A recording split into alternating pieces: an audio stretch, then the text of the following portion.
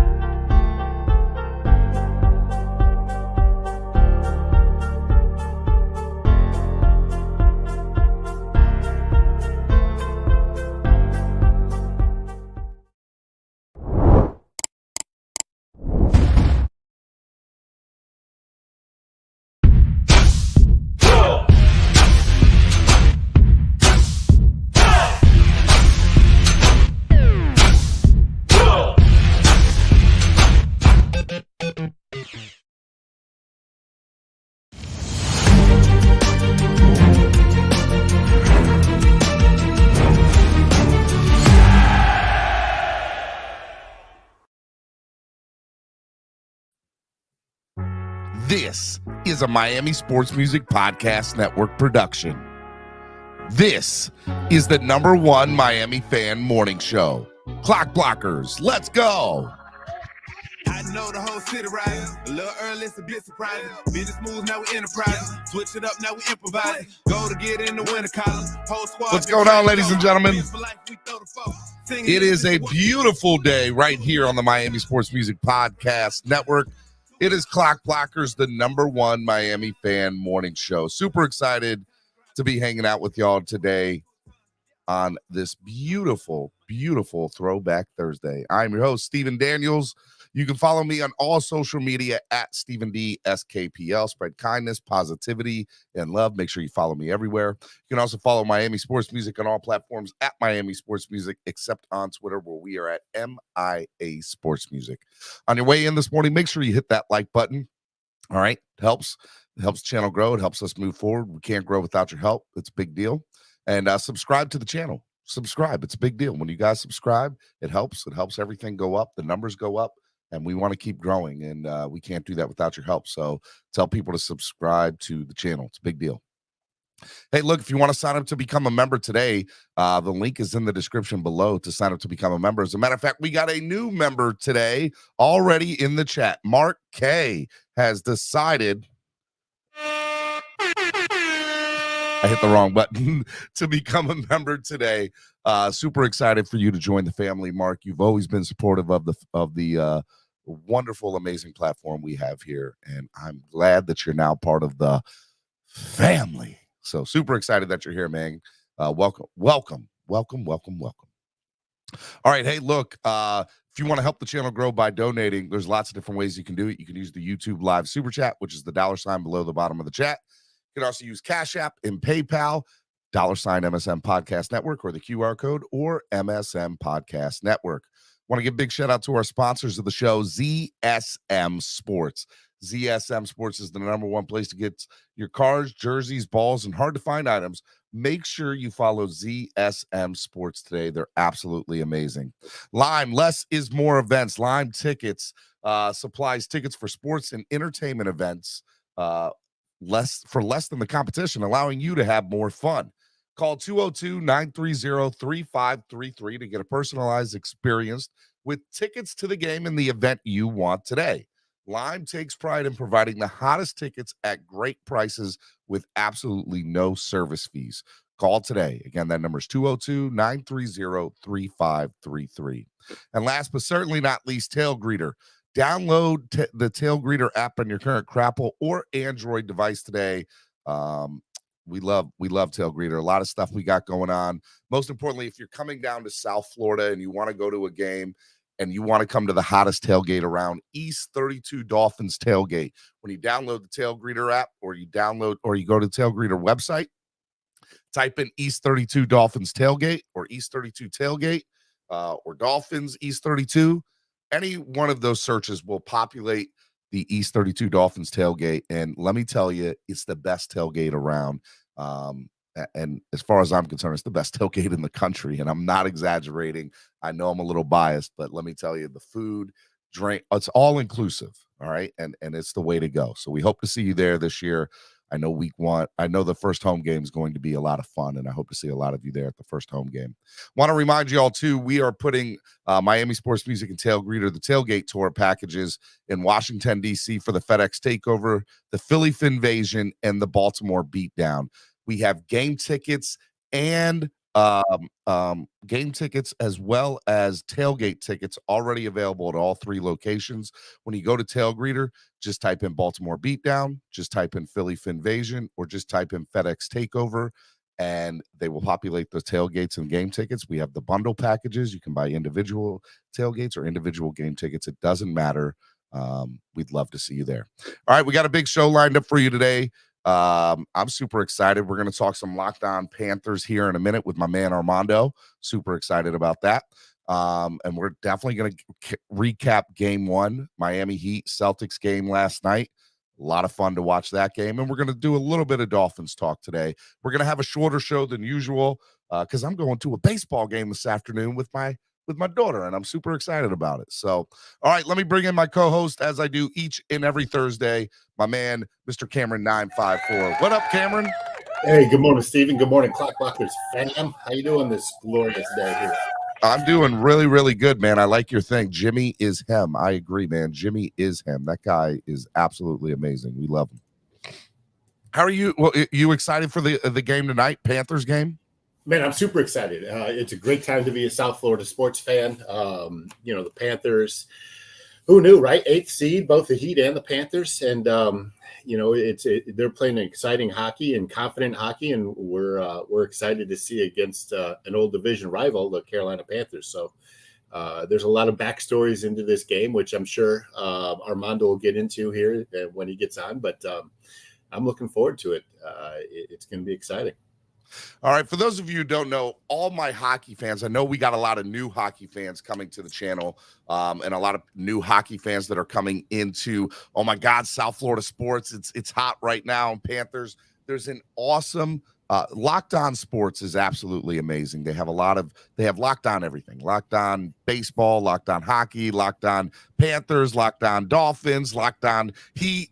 You name it, they got Locked On for every professional sports team in every sport in the country. And what's really, really cool about the Locked On family here is we've gotten to know a lot of the personalities there. Kyle Krabs with the Dolphins, Alex Dano with the Hurricanes. We've even got to know Wes Goldberg a little bit with the Locked On Heat. And now Armando, this will be his second time coming on, and I hope it's not his last. I don't think it will be. And I'm super excited because right now we have the Eastern Conference Finals going on in the NHL. And without further ado, let me bring on from Locked On Panthers Hockey, my man Armando Velez. What's up, Armando? How are you? What's up, guys? Great to be here. Thankful to be chatting Florida Panthers hockey. And we've been waiting 27 years to be back in this position.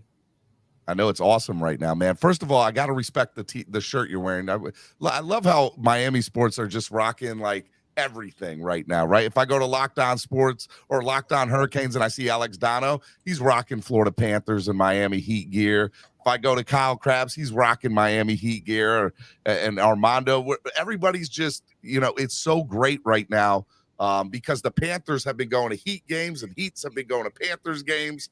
How crazy is it right now that two South Florida teams are like in their respective Eastern Conference finals right now? We're all on cloud nine for sure. And the Florida Panthers social media page showed the Florida Panthers when they were boarding their flight to Raleigh, all of them wearing Miami Heat gear. I'm like, this is awesome. And Alexander Barkov has been spotted at Miami Heat games before. Even Jonathan Huberdeau, before the trade to Calgary, he was sitting courtside at Miami Heat games as well. It's funny because I think this was 2017.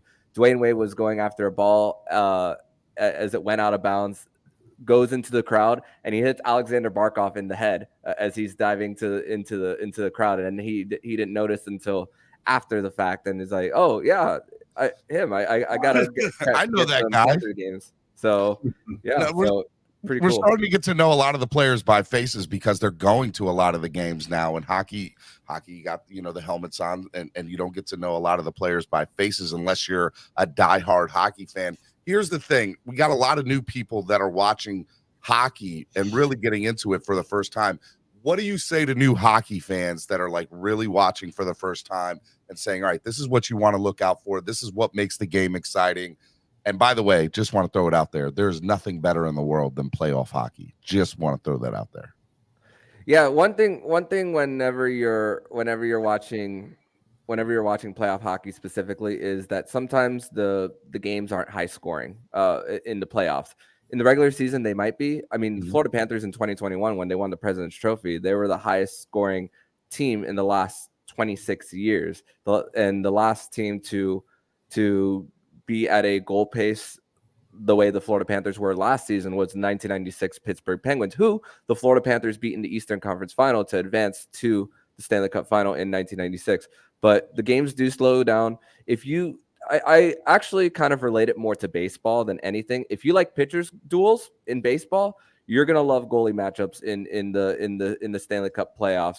And Sergei Bobrovsky, there's been talk about his contract and how it might not be the best. And of course, we weren't expecting a pandemic to hit to freeze the salary cap for the NHL. Right now, it's at $82.5 million. So Bobrovsky's contract takes about 12% of the cap, and the Florida Panthers do have a lot of dead cap on their books. A lot of it will clear in the offseason. But Sergei Bobrovsky has been the man in the postseason, along with Matthew Tkachuk as well.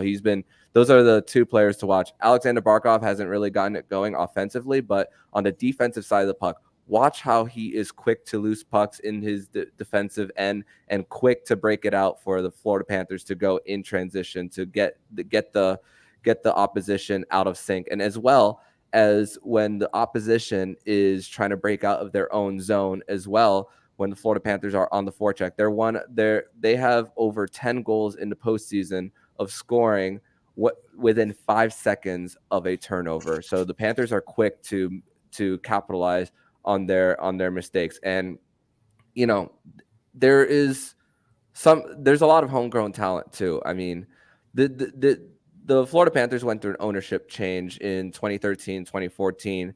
Barkov was already with the franchise. Their very first draft pick was Aaron Ekblad.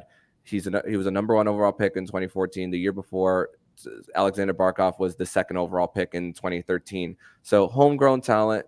They've been through their growing pains. They made it in 2016. Of course, thankful for someone like Jaromir Jagr, who came to the Florida Panthers at the time and mentored these young guys. They helped them get through those growing pains. Of course, GM change as well in 2020. Coaching change as well, even prior to that. And then the fact that the Florida Panthers have gone through 3 coaching changes in the last few years, of course, one due to circumstances, due to a scandal. They're undefeated in overtime in the last 3 postseasons, 7-0 to be exact. That's crazy. So they know how to perform under pressure. It hasn't resulted in multiple series wins, more than one, But you see the Florida Panthers consistently climbing the ladder. First round appearance against the Tampa Bay Lightning. Then they make it to the second round where they lose, unfortunately, against the Tampa Bay Lightning again. And then getting back to the Eastern Conference Finals. So the trajectory is on an upward climb. It's on an upward climb. Go ahead, Cameron. Hey, Armando, and speaking of, there's a lot of backstories and there's a lot of, and amongst those backstories, players that, played for the Carolina, that are in the Panthers and vice versa, the Stahl brothers. But important to me is Coach Paul Maurice. It's his first year, with the Panthers, and there was a lot of skepticism throughout the season, with the style of play and just kind of, gradually you can see the light at the end of the tunnel, but it didn't happen until that last month of the season. Paul Maurice was the coach for the Hurricanes. How important is that, or is it important? And what has he meant for this team in the playoffs? There's some importance to it, but of course, whenever you're going into a series, you're not really looking at the past, you're just looking forward. And yes, there is familiarity on the other side with Hurricanes head coach Rod Brindamore, because Paul Maurice was the very first coach of the Carolina Hurricanes. Of course, they moved from Hartford to Carolina in that transition. Of course, was fired before the Carolina Hurricanes made it to the Stanley Cup final in 2006, eventually winning it, and then hired back on and then made it to the Eastern Conference final in 2009. But he did go to the Stanley Cup final in 2002, unfortunately being swept by one of the greatest Detroit Red Wings teams of all time in 2002. But it does play into a little bit of a factor. Of course, without Paul Maurice, there wouldn't be an Eric Stahl on this roster as well. And he's been that veteran presence as well. He's a former captain of the Carolina Hurricanes as well. So that does play into a little bit about familiarity. But there's been so much time that has passed as well that you kind of somewhat, not necessarily throw it away, but once the game starts, you're not really thinking about that part of it. As far as this season goes, what has he meant for the Panthers team during this playoff run, and really the last month of the season leading up to the playoffs?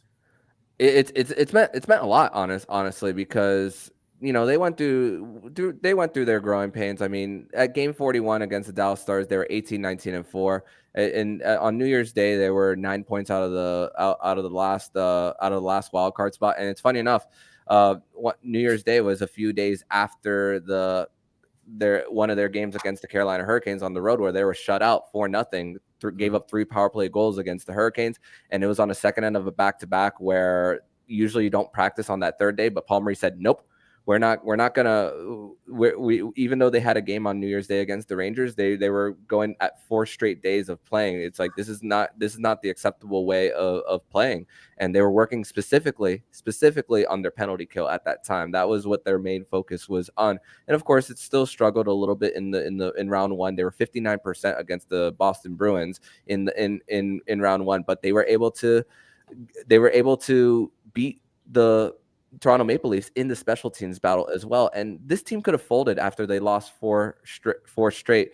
They get a big emotional win against the Detroit Red Wings. I believe it was March 20th. And then they lose 4 straight after that. Sam Bennett gets hurt. They lose 4 straight. And then it took the Paul Maurice a rant on the bench to his players in the middle of a goal review that eventually got reversed. And even in that same day, Matthew Tkachuk's father, Keith Tkachuk, goes on Toronto radio and calls the Panthers soft. If there's one thing hockey players don't like being called, it's soft. That is one thing they don't like. Toronto Maple Leaf fans know all about that, okay? Yeah. They asked for it, and they sensed receive, and that's how it went. Let me ask you, man. So the first series against Boston goes 7 games. The second series, I mean, it's pretty much a dominant. The Maple Leafs win 1. But it's a 4-1, right? It's a very quick series. So 7-game quick series in the next.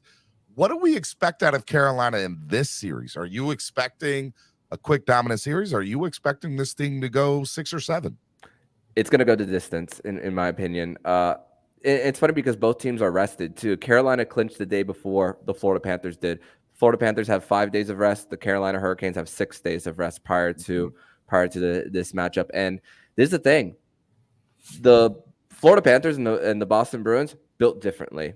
The Boston Bruins slow the pace down there and have multiple great pairs as far as their blue lines, and The Toronto Maple Leafs, fast-paced team, core four of Matthews, Marner, Nylander, Tavares, and great on the power play. But this is the matchup that I think the Florida Panthers are. I think it's by far their toughest one, and the Carolina Hurricanes are and they're built so similarly to the Panthers, and as far as creating chances off the turnover, great play around their goaltenders as well. You can put in Carolina, you could put either of their goaltenders of Freddie Anderson, Antti Ranta, and Pyotr Kochetkov in the crease, and they will play well around them. I don't know if you can necessarily say the same thing about the Florida Panthers as well. Of course, the inconsistencies of Sergei Bobrovsky even prior to the postseason, Alex Lyon up and down, but still grateful for Alex Lyon about helping the Florida Panthers get to this point. But they do have an advantage there. And this matchup, the blue lines, the defensemen, they are top 2 in the NHL in blue line scoring. Carolina's 1, Florida is 2. I believe the difference is like 5 or 6 goals between them. They have a former the Carolina Hurricanes have a former Norris Trophy winner in Brent Burns on the top pair there. The Florida Panthers on their side, they have number 1 overall pick, Aaron Ekblad. Even though his regular season wasn't the best, he played through a whole bunch of injuries over the last few years, especially fracturing his leg 2 years ago against the Dallas Stars, and then happening again last season. But it wasn't a fracture; it was a sprain, but it didn't take him out as long. And Aaron Ekblad's been battling injuries, but in the postseason, Aaron Ekblad wasn't making the same mistakes in his own zone. And Brandon Montour, with Mackenzie Weegar being traded in as part of Matthew Tkachuk deal, he's been a treat. He's been the guy to step up and take the big minutes and even be the quarterback on the power play. Aaron Ekblad missed Game 4 again in the Boston series, and that took Aaron Ekblad out of the first power play unit, inserting Sam Bennett there and Carter Verhaeghe at times. So and Montour taking over he's a faster mover of the puck, faster skater as far as the power play, and that has really helped the Florida Panthers power play get to a 27% rate in the postseason. But Carolina, they're 90% on the penalty kill, and they can score shorthanded too. Are we gonna? Is it going to be imperative that we score on penalty plays in order to win, or is it going to be we need to just make the most of opportunities when we can throughout the game period? Because I remember one of the reasons we lost one of the 2 prior series against in the 2 previous years against Tampa is we couldn't score on power play. We couldn't get power play scoring. And when you go into a game where a team is got 90% against the power play, which is crazy, a crazy stat, by the way, right? That's insane.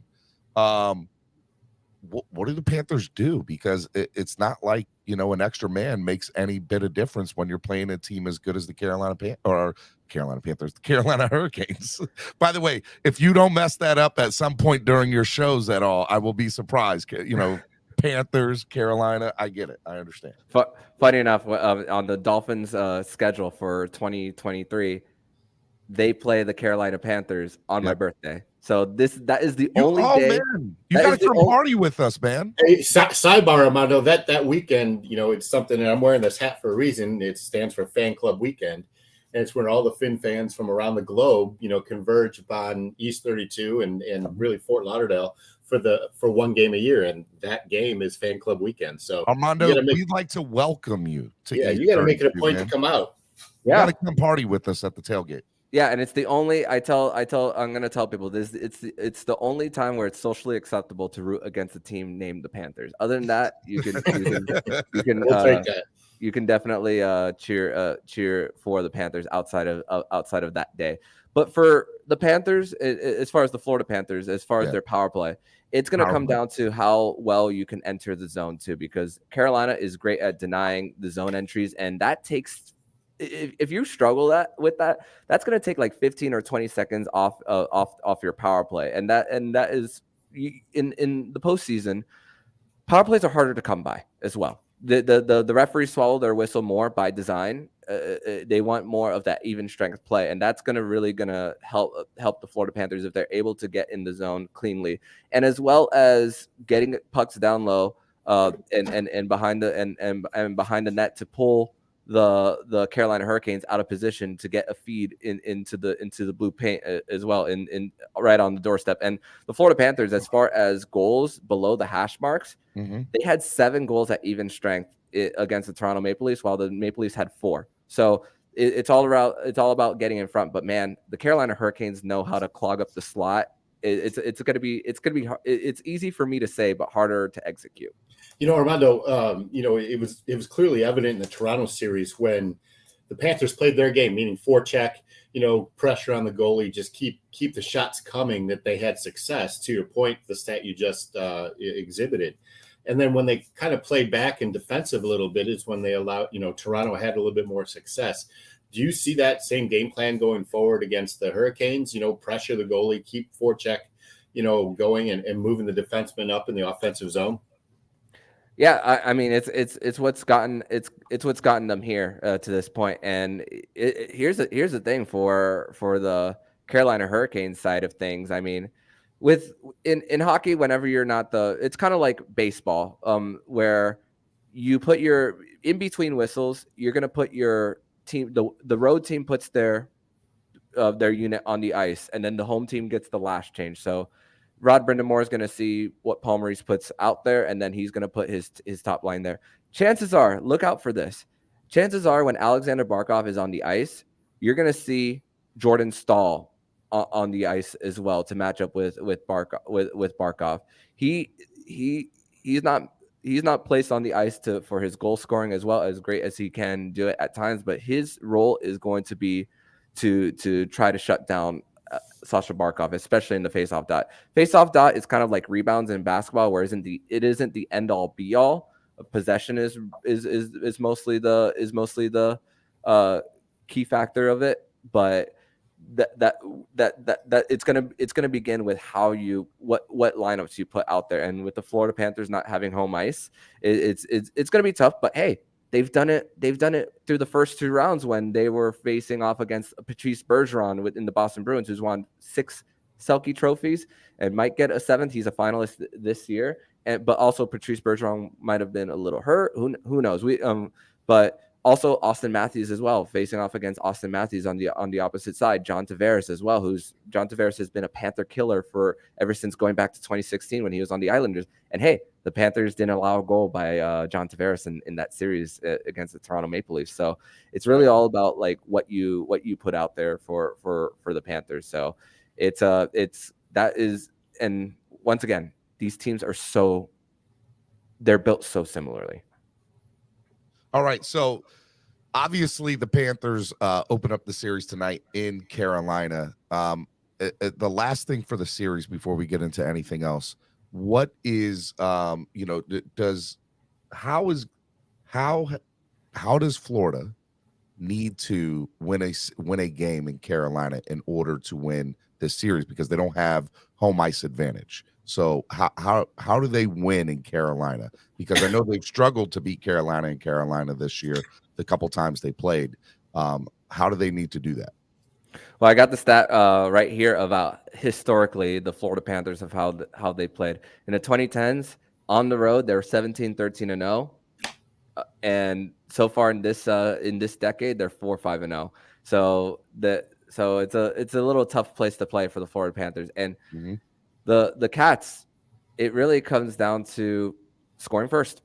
As simple as it says, they're 6-0 in the postseason when they score first. Really? That's a great stat. So they have. So you're telling me I just watch whoever scores first, and I can turn off the rest of the game, and I'll be fine. Not necessarily, but yeah, but hey, it tends to trend in that direction when they do score first. So that is going to be the big factor. And Carolina's loud. It's a loud building to play in. You have the siren that they do every pregame. They have the storm surge even after if the Carolina Hurricanes win, that which the Florida Panthers are hoping to prevent. And and when these names are going to mess us up, Armando. Miami Hurricanes, Florida Panthers, Carolina Panthers. These names are going to mess us up this week. I'm just telling you, I will get it wrong at least a couple of times. Just let you know. No worries. But it really comes down to if you're able to capitalize on that and the few power plays that the Florida Panthers will get. I'm not expecting a lot. I'm expecting like 2 to 3 per team per game. So the Panthers in every game that they won, I think with the exception of one, if I'm correct, in this postseason, have scored 3 or more goals, and a lot of them 4 goals. Yeah. So you're saying it's going to be a low scoring game, a lot of low scoring games in this series? I'm expecting somewhere around 3-2, 4-3, somewhere around. So there. Armando, that was my next question, and it's seeded perfectly. Bobrovsky's given up 3 goals a game. Can they beat the Hurricanes giving up 3 goals a game? Luckily for the Carolina Hurricanes side of things, they don't have the best offensive scoring punch in of the teams remaining. But hey, they say defense wins championships, right? I mean, the Carolina Hurricanes themselves on the man advantage, they're 18% in the postseason. They're missing a big player in Max Pacioretty, who only played 5 games. He tore his Achilles, came back for 5 games, and then tore it again. On that end. And also for they're missing Andrei Svechnikov,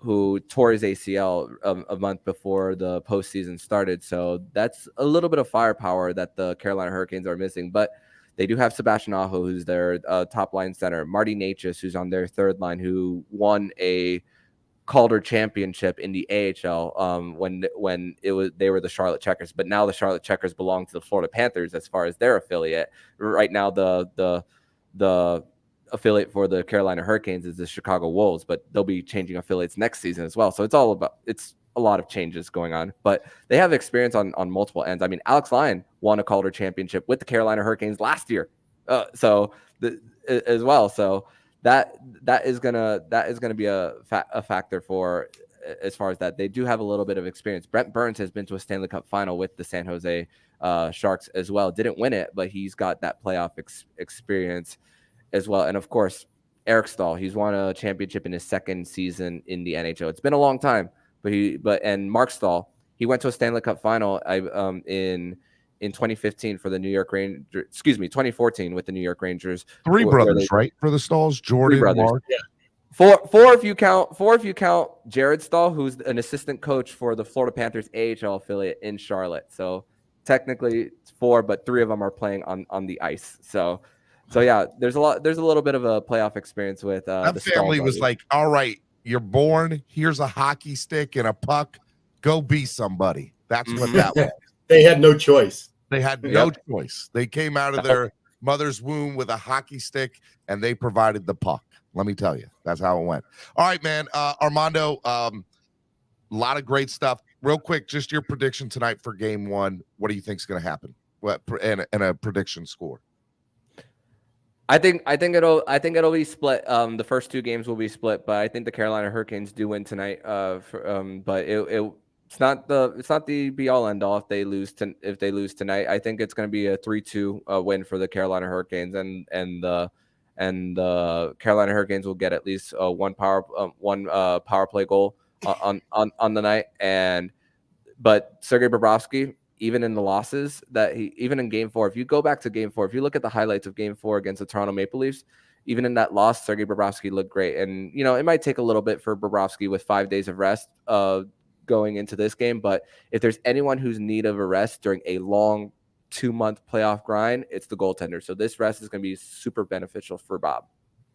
I agree. If he comes out sharp tonight, I give the Panthers every bit a chance to win. If Bobrovsky's, staying on his head and really getting, in front of the goal, and the Panthers defense, I love Gudas and what he's, brought, especially, his passing into the front is really exciting. So it should be a fun game, right?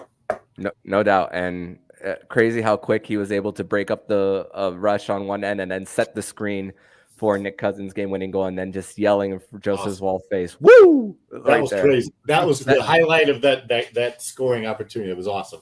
For those of you who want to watch the game tonight, it is at 8 p.m. on TNT. Hopefully they don't have any problems like they had on the streaming last night, which Cameron and I will get into here in a little bit. Hopefully their streaming can be fine. I don't know if you guys saw that. TNT's streaming went down on all internet platforms last night. And the only people that could watch the last 4 minutes of the basketball game were people that had cable. That was it.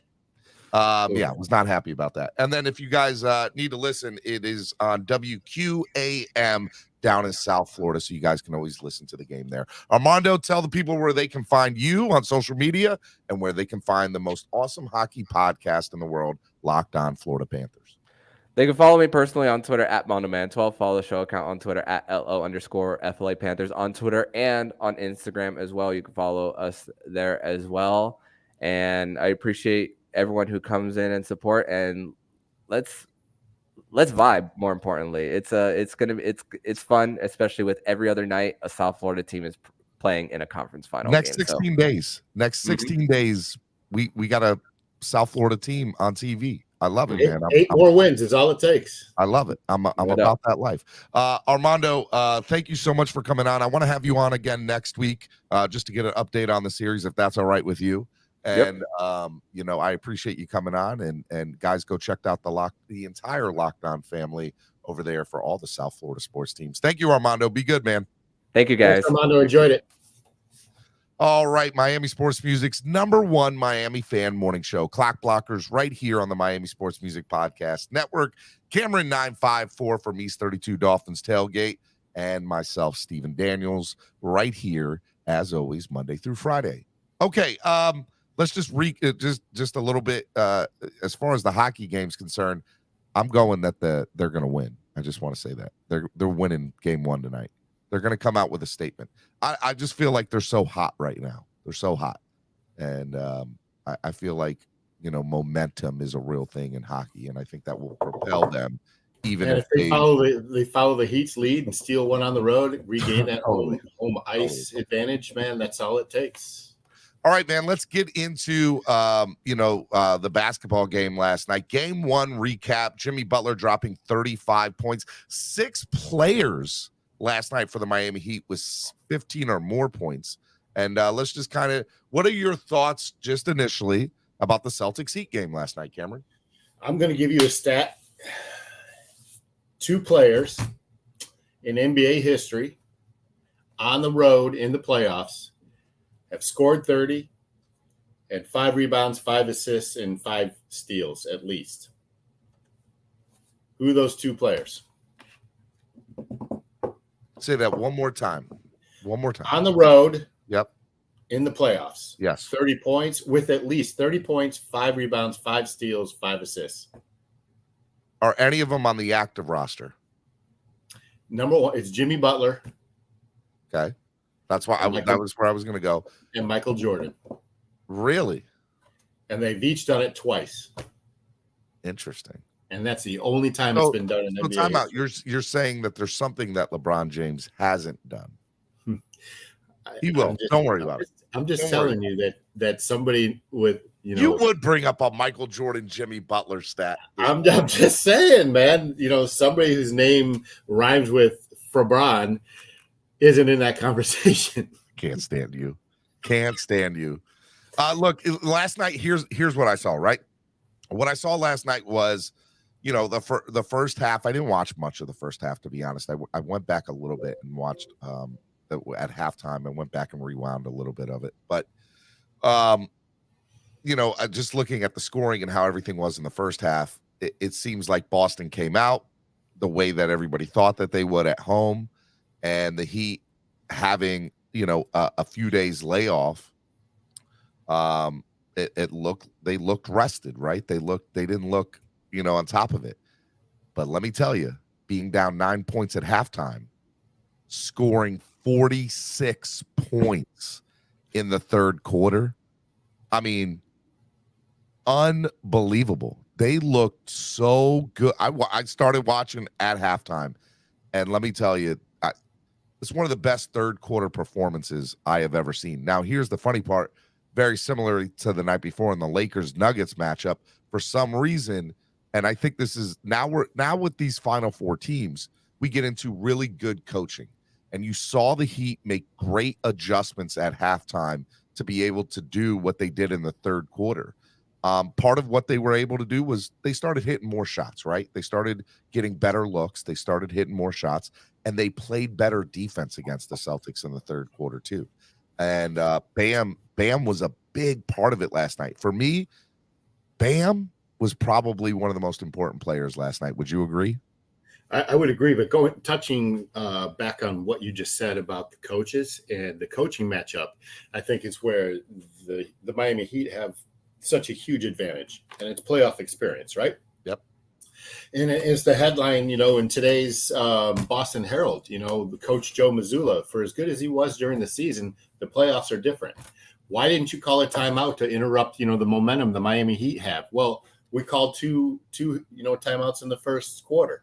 Well, who the hell cares when you're getting your ass handed to you and you need to do something as a coach to stop the other team? You have a timeout to use. Why not call it? Mm-hmm. And he did it. And, that's just one small example, but the rotation Spo's put in, the confidence, he's got 8 undrafted free agents on this roster that are all playing meaningful minutes, or at least, 3 or 4 of them are. He's got a backup center that's playing meaningful minutes that didn't, wasn't on this team until February. Same with Kevin Love. Cody Zeller and Kevin Love both, trade deadline deals, or not even trade deadline, but free agent pickups at the end of that time period. Listen, what the Miami Heat are doing is exhibiting the Heat culture. And 100%. And when people doubt that, you're seeing it in action. Jimmy Butler isn't just, a superstar in this game. He's got, all these other players around him that he's making better. And that's the Heat culture, right? All these undrafted free agents, Max Strus, Kobe Martin, all these players. Caleb Martin, sorry. Kobe's his twin brother. Vincent, they're all playing. D-Rob, they're all playing really, really well right now when it counts, and that's the Heat culture. Last night, 1, 2, 3, 4, 5, 6 players with 15 or more points. Kyle Lowry, Mike Lowry, Kyle Lowry, 15 points last night in 28 minutes. Caleb Martin, 15 points in 30 minutes. The Strus is loose, hitting a couple of big 3-pointers last night, 15 points in 34 minutes. Gabe Vincent hitting 15 points in 36 minutes. And Bam, in my opinion, even though he wasn't the leading scorer last night, was probably one of the most important individuals last night, on the X factor, in my opinion, last night, with 8 rebounds, 5 assists, and 20 points. And then obviously Jimmy Butler doing what Jimmy Butler does, and with 35 points, 5 rebounds, and 7 assists on 43 minutes.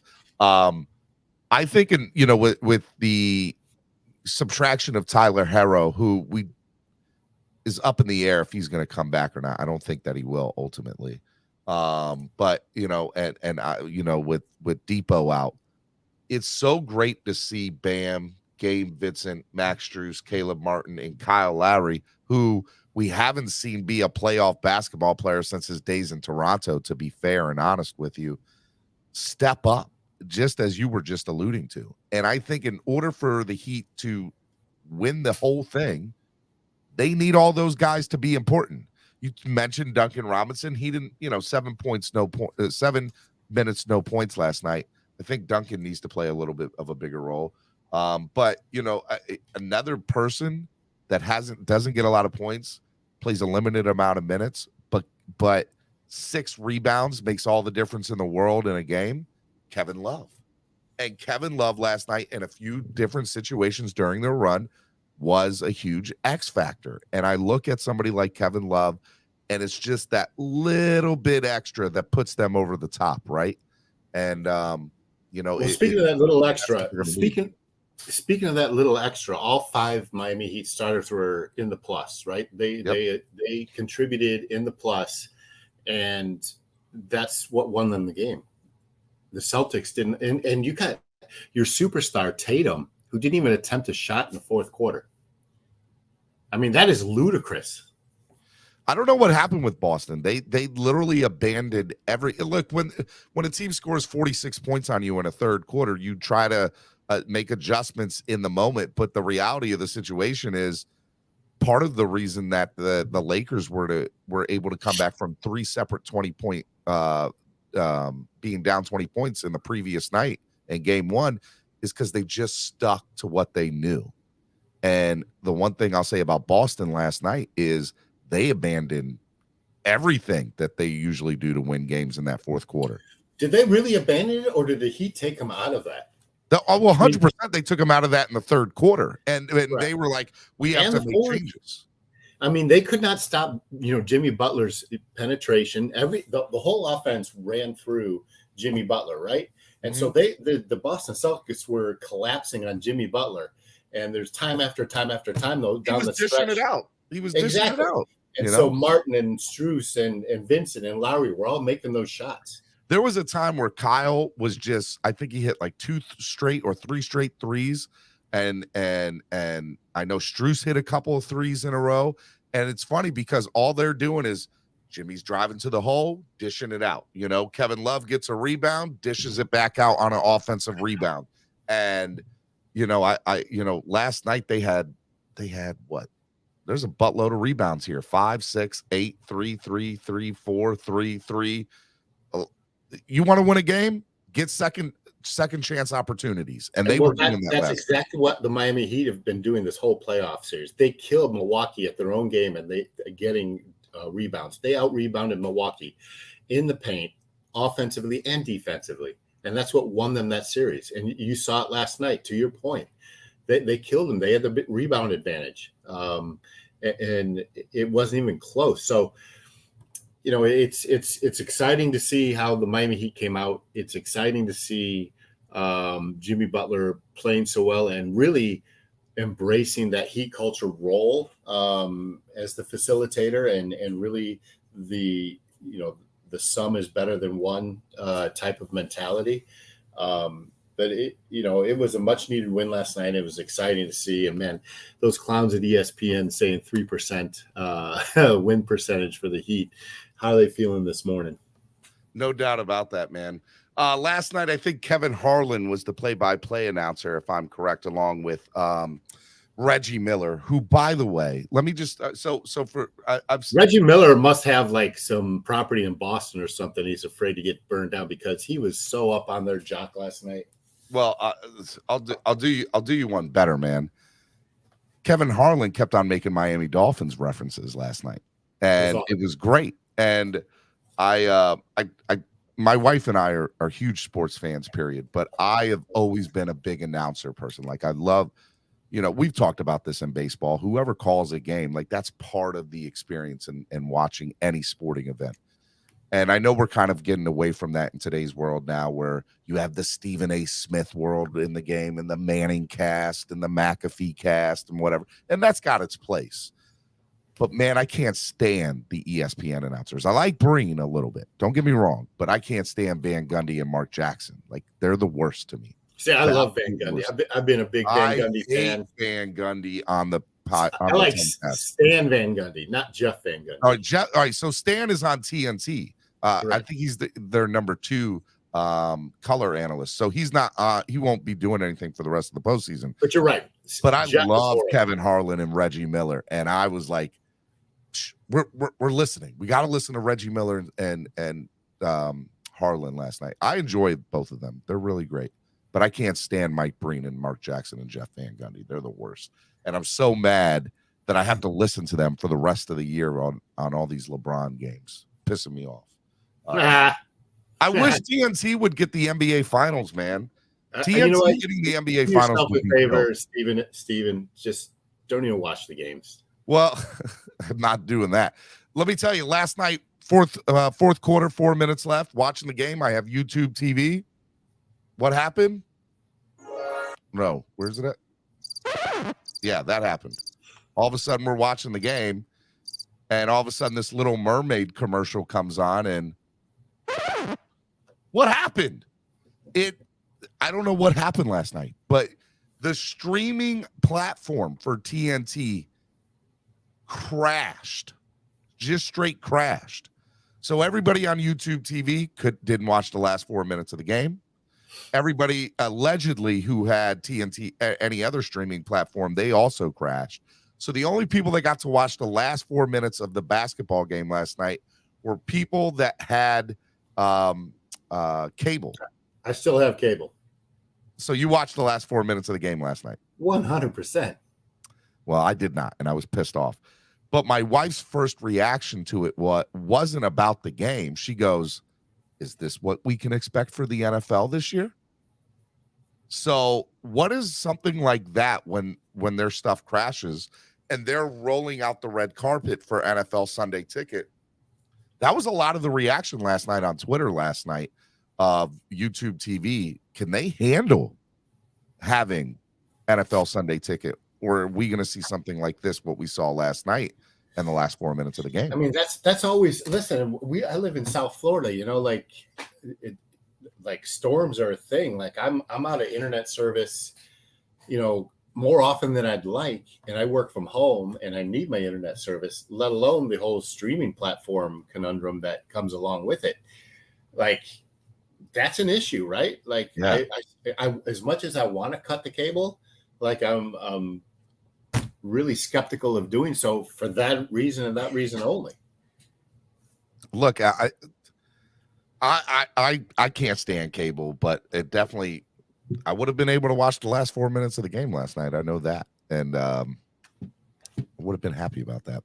I am interested to see what YouTube's response is to it. I don't know if they've come out with any,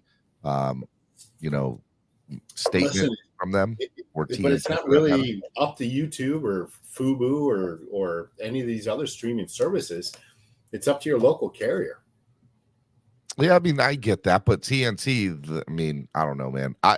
It did scare me because I was like, shoot, if I'm watching a game at home, a Dolphins game, and I can't watch the last 4 minutes of a game because the streaming doesn't want to work, I would lose my, what? I would lose it. So let's talk about that for a quick moment. Like the NFL announced yesterday that their first Saturday playoff game is going to be solely on Peacock streaming. Yeah, very interesting. I mean, this is interesting where the NFL is headed from a standpoint of, we've talked about this for the last couple of years on the show. I said, look, DirecTV is going to lose its package, and it's going to either go to Amazon or YouTube or Netflix. Now, I didn't think Netflix had a chance, and they didn't. It really came down to Amazon and YouTube. But it made sense that it went to YouTube because they have this big deal already with Amazon, and why not space it out to different people and be in touch with everybody? But the Peacock streaming is a very interesting one too, because if I don't have Peacock streaming or the Peacock app, I can't watch that playoff game. Oh, here it is. So ESPN, according to a report out on my TD Ameritrade account, ESPN is reportedly making moves towards a direct streaming future for all platforms. And so they've already gotten into that with ESPN Plus, right? Yeah, 100%. They drive so much of their content, especially the pay-per-view content, through the streaming service ESPN Plus. I promise. So I really meant this 2 years ago when I said it, and I'll say it now. Cable, and it's honestly the nail in the coffin for cable. True story, is losing NFL Sunday Ticket. And the moment they lost NFL Sunday Ticket, and I know it was DirecTV, there is no real point of having cable now, with the exception of you don't have the hiccups that you had last night. And so I think everybody's headed there. And it's going to become to a point, maybe I'm wrong, maybe this is extreme, but maybe it comes to the point where they say, all right, you want to watch today's game? Pay us $20 for today's game. Pay us $10 for today's game. And it'll eventually grow and grow and grow. And one day we're paying $100 to watch a game on TV. I don't know if it gets to that extreme anytime in the next 5 to 10 years, but I think that's where we could be headed as a whole. And, it'll be a lot of things have to change with the money, with the collective bargaining agreement and how money works too. For example, we talked about Bally Sports Network, right? Them obviously going under and them having 19 different cities or teams that they do stuff for. Major League Baseball, just to throw them in there for a second, they want to go full stream, but they can't because Yes has their own thing. Nesson has their own thing. There's 3 teams in Major League Baseball, the Orioles being one of them. They don't even do any streaming at all. You can't get streaming at all, which is stupid. Just but stupid. Major League Baseball also offers, a streaming service, MLB TV. Yeah, but for out-of-market people only. Right, and so that's the big the change that needs to happen with MLB TV, and I know that's coming up in their next year's negotiations to offer local service. But so it's all about paying the local provider, the rights to those games. Masson is the thing here, Mid-Atlantic Sports Network, where the Orioles and Nationals are on. And when I did have cable, I had it through Xfinity, and I had to pay like $3.90 to have Masson. Like it was a local sports market thing. But it also, Stephen, the bigger picture thing here is the question is, you black out home games, whether it's baseball, football, hockey, what have you, because you want to drive ticket sales to the stadium. Correct. And that's not going away. I think that's irrelevant in today's world. If you want to go to the game, you're going to go to the game. Do you think that somebody really locally says, I'm not going to a game because I can just watch it at home? Yeah. Baseball, yes. Football? No. 110%. And here's the reason why. Because football is not as accessible as Major League Baseball in terms of number of games, frequency of games, and 2, ticket prices. Like it's a much more affordable endeavor to go to a Major League Baseball game than it is an NFL game. There's only let's talk about this for a second. Major League Baseball, right? Let's look at the Oakland Athletics. Let's look at the Tampa Bay Rays. Let's look at the Miami Marlins. Mm-hmm.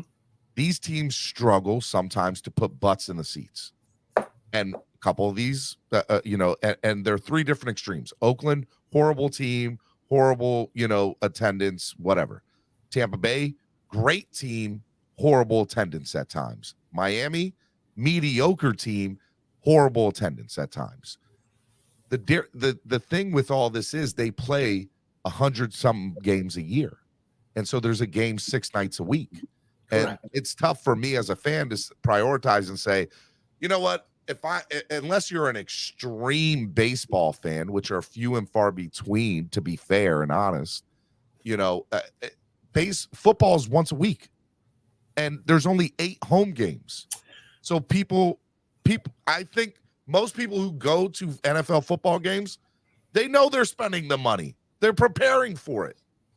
And I just don't think the average local NFL fan, the average Dolphins season ticket holder, or somebody who goes to the games on a regular basis, they know that they're going to be spending money. I don't think they because they want to see it in person. Yeah, but the affordability, the average, the middle-class person maybe goes to one NFL game, maybe. I mean, that's for one ticket. Let's use the Miami Dolphins as an example. Okay. You're paying $100 for, nosebleeds. Pass. You're paying $100 for a parking pass. $100 for nosebleeds, $75 for a parking pass, $20 for a beer. It's a $250 day for one person. For one person. And you don't want to go to the game by yourself. You can go to a Major League Baseball game. Parking is almost free in Miami Marlins Stadium now. You pay by plate, and I just paid $20 for 12 hours. I'm paying $10 today when I'm going. Right. I got my game ticket for $17. And you're out of there in 2.5 hours, and I spent another $30 in food, so I'm under $100 for that experience.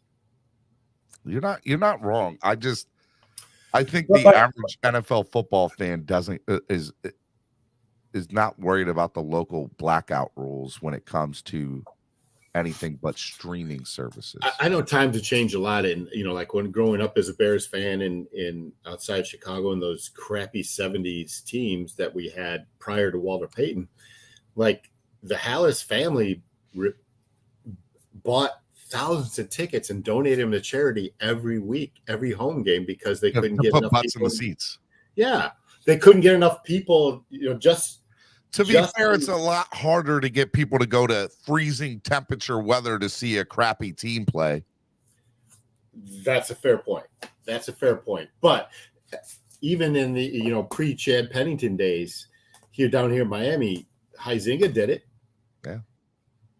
Nobody wanted to go sit in that sweat box that was Joe Robbie Stadium. So you have your factors. At least you got an air-conditioned stadium down in Miami for the Marlins. You're indoors, not according to Greeny, but you're indoors in for the Miami Heat. The weather's not a factor. Just the last touch on it. What are your thoughts? Do you agree we're heading to a fully streaming platform, individual streaming platform in the next 5 years, right? I agree, but there always will be cable because of the necessity. Like high-speed internet is done through cable. Like it's the wiring and infrastructure is in the ground. So why not utilize it? I mean, just last year, who's one of the competitors to Xfinity? I can't remember the name of it. AT&T. They just put all new cables in my neighborhood to upgrade their internet speed. And that's to support streaming, but it's also to support your internet. We'll have to that's see never what going happens. away. It'll be interesting. All right, Miami Sports Music's #1 Miami fan morning show, Clock Blockers, right here on the Miami Sports Music Podcast Network. Let's get into a little bit of NFL Miami Dolphins talk, shall we? Dolphins made a couple of signings this past week on a couple of offensive tackles. We haven't heard your view, man. What do you think about Ogilvy as well as Isaiah Wynn, signing with the Miami Dolphins? I really like the Isaiah Wynn signing, only because he's a quality starter, former first-round pick. He's got pedigree. He played for Belichick. Ogilvy's a former first-rounder too, just to be fair. He is, but my point is that between Teron Armstead and Isaiah Wynn, they can get a full schedule out of them because they're both injured. And then honestly, that's where we're at with this roster and Teron Armstead. We're hoping that he can play as many games as he can. And then you got somebody you can plug in right behind him that may be just as good or just, a tick under. I'll take that. Because last year we were running out Robert Jones out there. We were running out Shell. And even though Shell played admirably, that's nothing you want to, construct a foundation for a championship team on. And so if you can plug in Wynn behind Armstead, I'm excited about that. I agree, man. I think that, for me, there's excitement to it, but if it's the only move they make, I would be very upset. But I don't believe that will be the only move that they'll make. I mean, listen, post June 1st is on its way. Steven, look out there to see who's available. Cam Irving, maybe. Cam Fleming. I want Fleming. Fleming, I'm sorry. Is he better than Wynn or on the right side? Yeah, he is. 100%. Listen, I think we've seen all the significant moves you're going to see for the offensive line, and I'll even double down and say Greer is 100% locked into Liam Eichenberg as the guard. You're probably not wrong, but the Dolphins signed at least one or two more offensive linemen of quality. Listen, and I'll tell you, my quality. I don't know where their salary cap sits right now, but they have not signed one of their draft picks. And I know they only have 4, but you have 14 undrafted free agents as well. I think if I'm correct, Kyle Krabs said something like it'll cost us in the neighborhood of $3 to $4.5 million, something like that, to get all. And they have 11 million left. So where's that leave you? And so with 6 to 7 million. Honestly, where I see that money allocated towards, and Greer's done it. He keeps 3 or 4 for a mid-season pickup. But you've got a couple guys out there in Leonard Floyd and Clowney that could help this team immensely. If you're not going to re-sound Ingram. Did you just say Jadeveon Clowney? I did. And I said Floyd as well. And Ndamukong Suh's out there.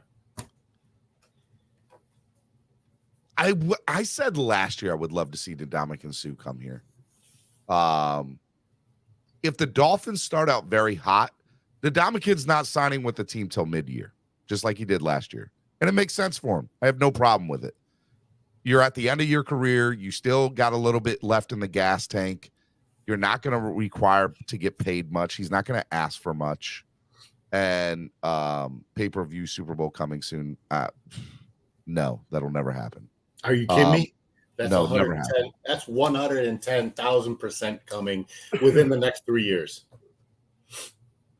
I would die if they made the pay-per-view a Super Bowl pay-per-view event. Tell me you wouldn't pay for it. Even if it was $200, you'd pay for it. Tell me you're not going to you go. But they make a buttload of money off the commercials anyway. And so if they can't make more money off this pay-per-view, why wouldn't they? Listen, they're already charging sports bars a fee to carry the Super Bowl. Like, why wouldn't they charge you at home to do the same? And especially if you, and to your point, like if you think, all of TV is going to a streaming service, well, you're going to be paying for it anyway, buddy. So it's a bolt-on. That might be how they get around it. Around it. You're going to pay a premium for premium entertainment. And that's just the way it is. Escalating contracts, stadium deals. These owners got to find a way to pay for all this stuff. And it's never going to end. And the next arena to do that is pay-per-view these sporting events.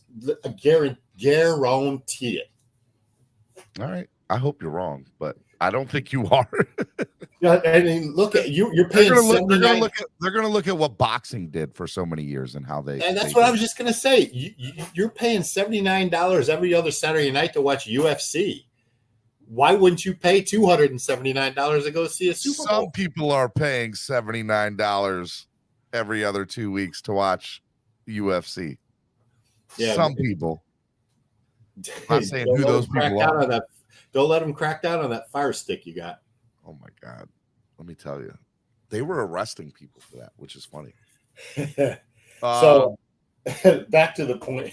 I'm out Cameron for mentioning Clowney, please. No doubt about it, right? Like, do I think it's going to be Clowney? No. But do I think somebody like Ndamukong Suh could be? It could be Floyd. It could be somebody who. Listen, you look at the quarterbacks that they're playing. And I'm not including Mac Jones in this conversation, but you got Rodgers. Hold on. Whack Jones. Jones. You got Rodgers and you got Josh Allen that you got to get up and after. All right. So the more tools you can put in that shed for Vic Fangio, the better this team is going to be. Ultimately, I don't. They have to free up a little bit more money. I don't know how they're going to do it. I know post June 1st is coming. I still like to be interested to know how they're going to work out Cedric Wilson and what that kind of looks like. Is he going to stay? Is he going to go? And ultimately, there's going to be players in post June 1st that are going to get cut that we don't realize are going to get cut post June 1st. That could be available, and the Dolphins are like, we need to go get that person, and we need to find a way to make the money work. So yeah, but you have the mentality like every other Dolphins fans, like June 1st cuts. Somebody else's trash is our treasure. Very rarely does that work out, right? Are you going to get like a full year of starting production plus production from somebody else's trash? It just rarely works out that way. It has happened though. But if you're looking for somebody to be, a depth piece, by all means. And listen, Melvin Ingram, for as wild and crazy as he was for the 7, 8, 9 games he played last year, he was really productive. And so how are you going to replace that if you don't re-sign him? You're not. I hear you. All right, let me ask you from a standpoint of what the rest of the AFC East are doing. A lot of people have been coming out with win-loss records, over-unders, AFC East predictions, and a lot of the national media has the Dolphins finishing at the bottom of the AFC East. What are your thoughts about this? Why are they not getting the respect that they deserve, in my opinion? And just what's your viewpoint of the national media's view of the Miami Dolphins right now? Listen, it's I think unfairly so. As long as Tua is our quarterback, we're always going to be the redheaded stepchild until we prove everybody else the other way. Not. Correct, and that's kind of a fair assessment. So let's look at the Buffalo Bills.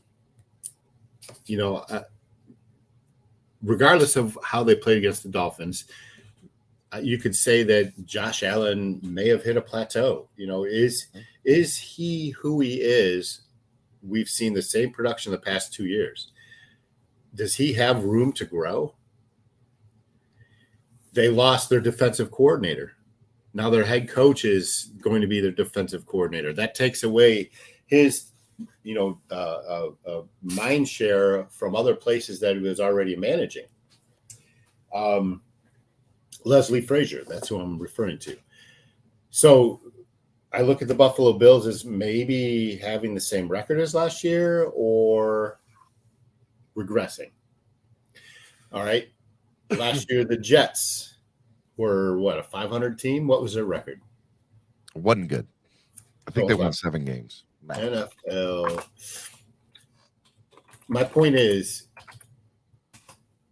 you have the Jets who have offensive rookie of the year, defensive rookie of the year. They, finished the season pretty good. They started out crappy. So where do they finish? How many more games does Aaron Rodgers win them? 2? The guy's 40 years old. I think it depends on where he's at, right? Like, so to talk about the Jets situation, in my opinion, trying to be unbiased as possible. Let's look at what Aaron Rodgers did last year. What were Aaron Rodgers' numbers last year? No. I mean, before we get to that, real quick, Stephen, my point is that the Jets were 7-10 last year. Mm-hmm. All right, let's say all things equal, Aaron Rodgers is the difference of 2 to 3 games. So they're 10-7 or 9-8, right? Yeah. The Miami Dolphins were what? 9-8. And that's with Tua not playing 5 games. Then you add Vic Fangio, Jalen Ramsey. They get better on the defensive side of the ball where they were really bad last year. The whole X factor is Tua remaining on the field and staying healthy. Let's say he does. Let's say he plays 16, 17 games. Instead of 9-8, now you're looking at 12-5. Maybe. And I'm not factoring in strength of schedule at all. I want to go back to the Aaron Rodgers and Jets thing. That's where I want to get into. So looking at Aaron Rodgers, right, over the course of his career, last year's Aaron Rodgers numbers is the following: 64.6 completion percentage, 3,695 yards passing, 26 touchdowns, 12 interceptions, and a 91.1 quarterback rating. It is the lowest quarterback rating that he's had since his second year with the Packers. And by the way, he didn't play but a couple of snaps that year. Okay. He had the most interceptions he's had in his career since 2008, which was his first full year of playing post Brett Favre, where he had 13 interceptions. And he's thrown the least amount of yards, playing a full season, mind you, since ever. It was his least throwing yards in his career, playing a full season for the most part. So, and it's also the lowest completion percentage he's had in a while too. Well, 2019, 2018, he had a low completion percentage too. But all of his numbers last year were down. Now, he had an injury. He had a depleted offensive line. He had a front office where it sounds like there was not a lot of trust between the front office and him, right? So that plays effect as far as I'm concerned. And he had people that he no longer had Devontae Adams there, right? And no real tight end to be there, and the offensive line was depleted. There's a lot of factors to go into this. So those factors are legitimate factors. What changes? in New York. In New York, that's exactly where I was headed. I said, okay, now let's go to New York. They bring in Nathaniel Hackett, who's had semi-success with, to be the offensive coordinator who, during his MVP years, he was the offense coordinator there, right? Nathaniel Hackett. So he's got that there. Does the offensive line, is that better than what he's had the last year in Green Bay? I don't think it's that much better, if any at all. I mean, they drafted 2 rookies. They have did. We'll see what happens. Mikael Becton, he's had 1 game played in 2 years that they're expecting to come back. Correct. They signed Billy Turner, who had success with him in Green Bay, former Dolphin. The other thing that's interesting about the Jets, but by the way, I don't think their offensive line is going to be anything to write home about this year. Personal opinion.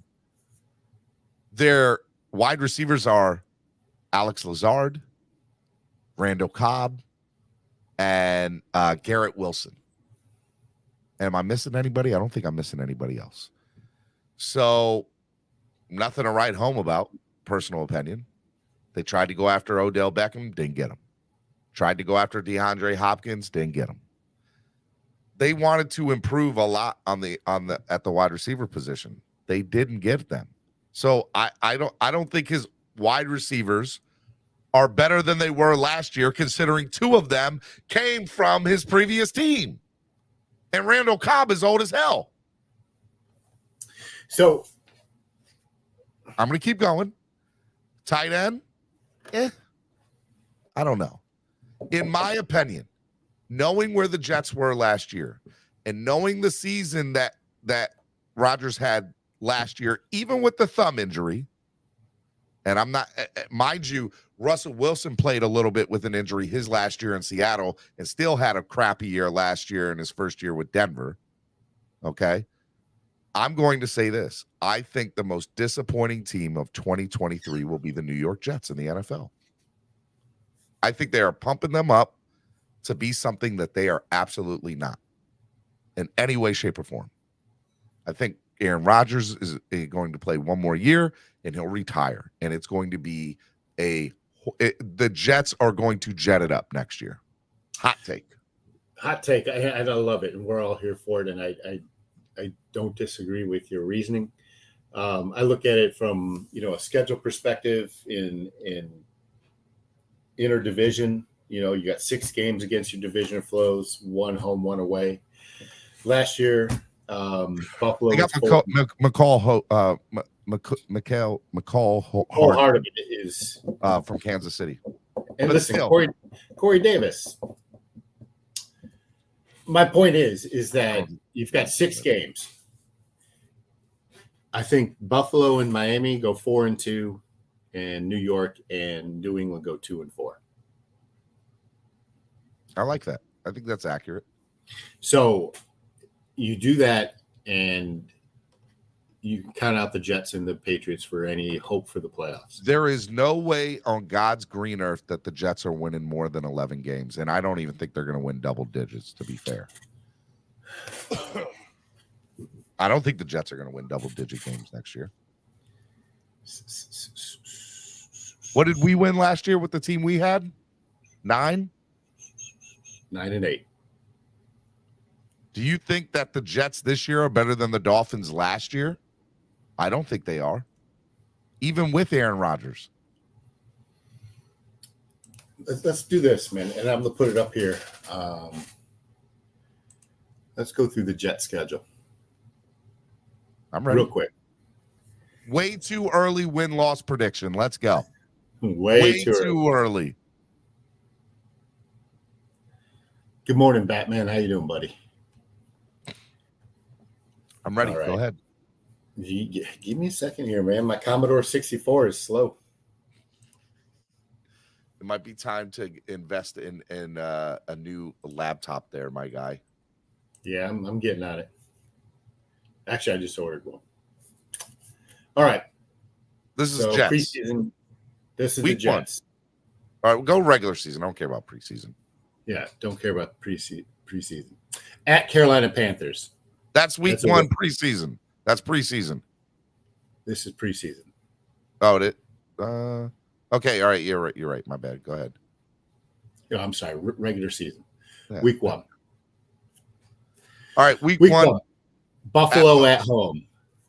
Buffalo wins that game. Hold on. I'm gonna say Buffalo loses that game. So I'm gonna No, give that Buffalo's not losing to the Jets on opening night. No way that happens. at Dallas. I feel like the Jets always start off hot, right? So I'm just gonna go by your prediction, Steven. So Dallas. I'm gonna go.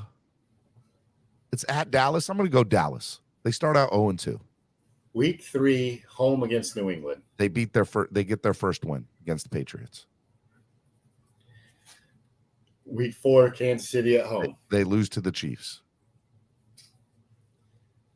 Week 5 at Denver. Trap game.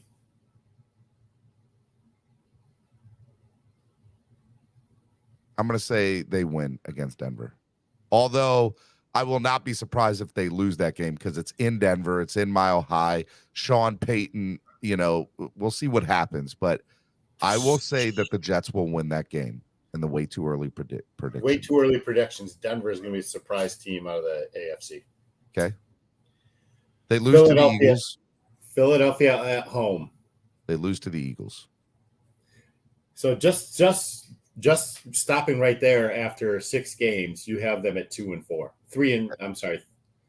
1, 2, 3, 4. Yeah, 2-4. Okay. Let's keep going. At New York Giants. By the way, they lose the bye week too. That'll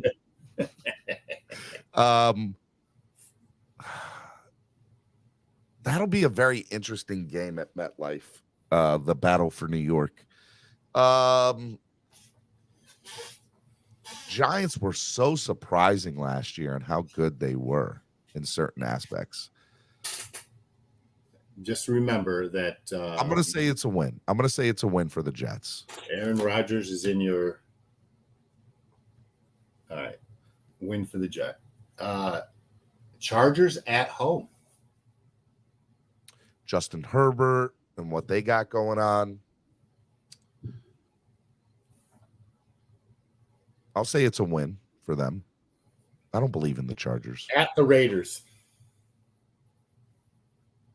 With Jimmy Garoppolo. Mm-hmm.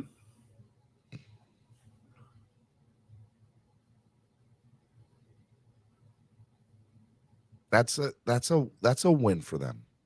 At the Raiders? I want to come back to the Chargers and Raiders game after it. At Buffalo. They lose both times to Buffalo this year. They don't beat them again. Miami at home. They lose to the Dolphins. Black Friday. Atlanta at home. Atlanta at home. They beat Atlanta. They beat Houston. Houston at home. They beat Houston. They have 3 home games in a row right there. 12, 13, and 14. Yeah. We have 3 home games in a row too later in the game. And then back to Miami on Sunday. They lose to us again. Week 16 against Washington. They beat the Commanders. They beat Cleveland and they beat New England. I think they went out the last 3 games. Cleveland and New England. And I want to go back to the Chargers and Vegas. So right there, you give them a 10. Hold on, wait. Don't say it yet. Go back to the Chargers. Scroll back up. I'm looking at the comments. I know they're killing me. That's fine. I'll say this. Here's the deal. I'll keep those where it's at. Go back to the Denver game, and I'll say they lose to Denver in Mile High at the beginning of the year. Okay, so that's 9-8. They're not winning both separate West Coast trips. They're not doing that. They're not going to the other side of the country and back twice this year and winning both games. Not that good. So just like we said before, the Jets, according to your predictions, go 9-8, but 2-4 in the division. All right. I was spot on. They do not make the playoffs with that record. Hell no. You were spot on with your 2-4 with my prediction. And I was spot on that they wouldn't win more than 10 games because, and everybody's like, Steven, you knew you had them at 10 originally if you didn't go back. I know in no way, shape, or form they're not going to the left side of the country twice at separate times and winning both times. They're not doing that. They're gonna lose one out of the two. And if I had to predict, it's gonna be at Mile High because it's so hard to play in Denver. And I think Denver is going to be better than they were last year, having Sean Payton there now. Because see, Mission Impossible said that I changed it for the back. But well, I mean, this is the home of the flip. I stand behind my theory. Mission Impossible, this is the home of the Flip-Floppers Network. They're either going to lose to Vegas or they're going to lose to Denver. They're losing one of those two West Coast swings. I can see him losing to Denver. Me too. But listen, this is the way too early predictions. We got a lot of things. These are the way too early predictions. And I agree. I think that the Jets, when it's all said and done, that's and we know the Patriots aren't going to be anything. What is that? I'm watching Tamaris leave. She's been staying with us. You should have told her to come in and say hello. I haven't seen her in forever. I did. She's like, no, I don't want to see Steven. How dare she? She said she would. She's a liar. That too. You tell her I said that. All right, Miami Sports Music's #1 Miami fan morning show, Clock Blockers, right here on the Miami Sports Music Podcast Network. I'm going to watch Shohei Ohtani and Mike Trout this afternoon, baby. Dude, that's awesome, man. And the Marlins play at 2:00 or 1:15 today. I don't think I'm going to make it down there for that game, but exciting afternoon baseball. I love it.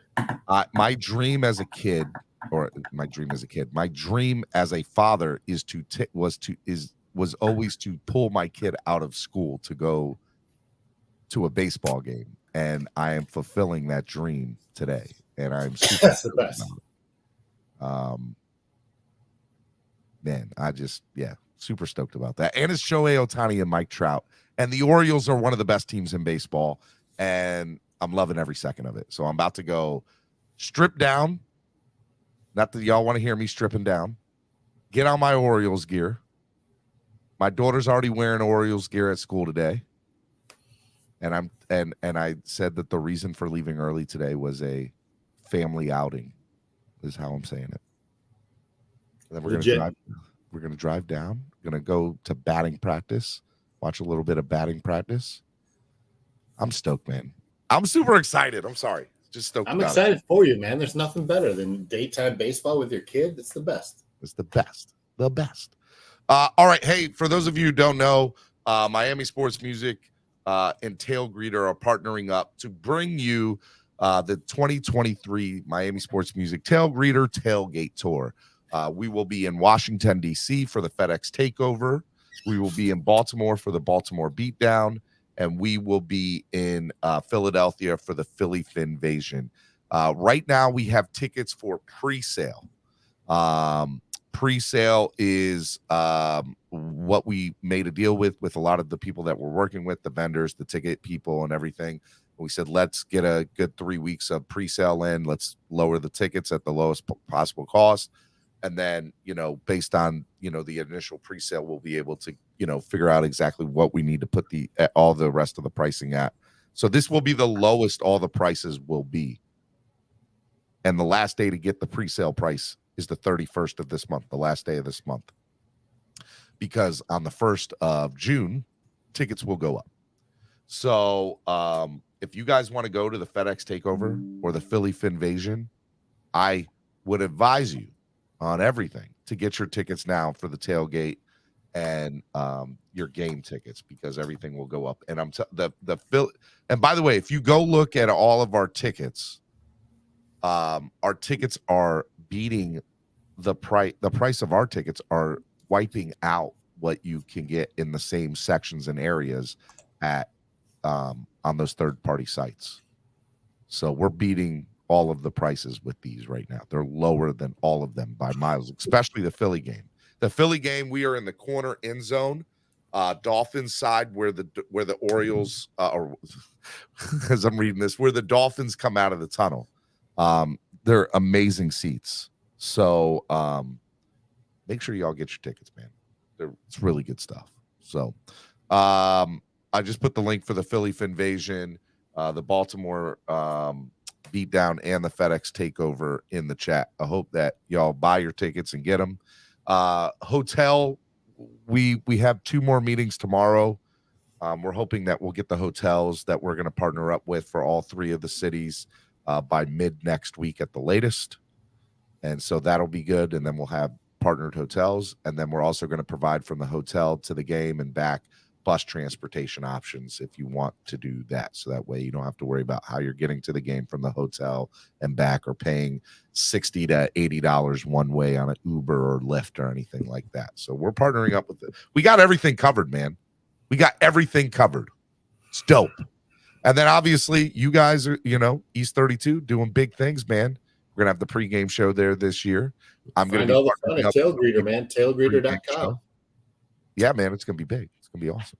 Tailgreeter.com, man. And we're working on doing some watch parties for the away games too, that we're not traveling to here locally in South Florida. So more info on that. But just reading these comments, man. If y'all coming for the Philly Finvasion, let me know, y'all. Cruz, are you going, man? Did you get your tickets for the Philly Finvasion? Get them, baby. All right, man. Final thought of the day, Cameron. Final thought of the day: Panthers win tonight in Carolina. It's going to be exciting. Playoff hockey. There's nothing better. Jimmy is him, and the Marlins go for the sweep today. I can't speak about my Cubs because they blew a 4-run lead. My player that I had, my fantasy team, they didn't get the win. I'm really disappointed. Noob, where you at? You're hiding. Got your head in the sand. But the Marlins go for the sweep against the Nationals today. My final thought of the day is, if you ever have a chance to take your kids out of school to go to a baseball game, do it. It's an American pastime, and you should do it, and they'll never get an experience like that. No, they're absolutely amazing, Scar 305. My other thought is Panthers are going to win tonight, my personal opinion. I think it's going to be a close game. It'll come down to the final couple of minutes in the third period. And then my boy, the King, is going to win game 2 tonight. So I'm all this about time it. next week, I will have a broom right behind me, stationed. There, dude, Right Denver here. does not stand a chance. We're going to have Hachimura on the Joker. And let me tell you, Hachimura? Yeah, bro. He played great against him. Do you understand that the Joker had 0 points till the last minute in the fourth quarter? The fourth quarter, he had 0 points in the fourth until the last minute of that game. And how many points did Denver win by? It doesn't matter. No, I'm asking you a question. They won. I think they won by 4 or 6, right? 4 or 6. How many? 4 or 6.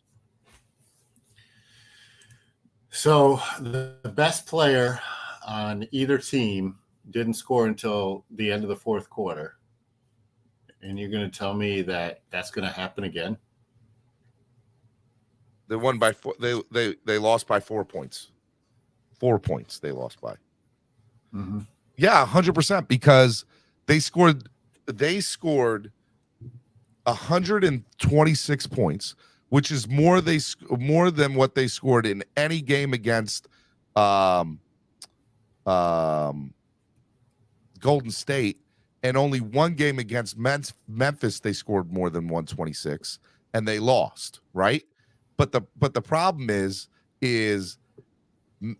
Denver has never scored that many points. As a matter of fact, that the last time they did that was back in February. They scored that many points, and it wasn't even close.